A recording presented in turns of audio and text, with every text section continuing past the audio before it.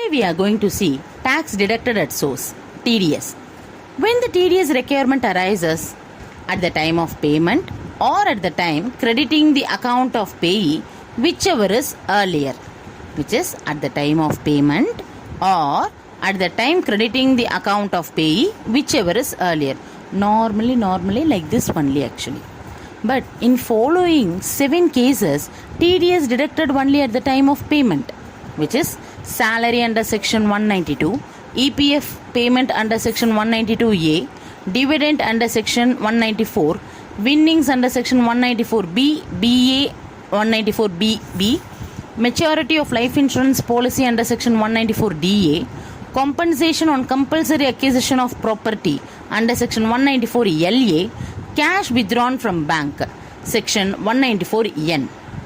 Then if payee does not furnish his PAN to the payer is a deductor, okay, payee is a deductee.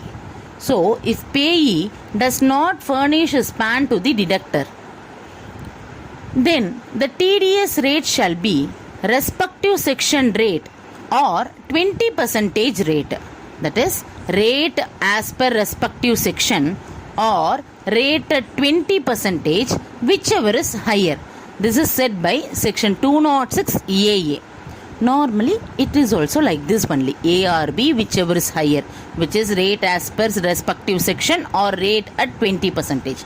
But for section 194O or 194Q, the rate is 5% instead of 20%. Remember once again, for section 194O, 194Q, the rate is 5% instead of 20%.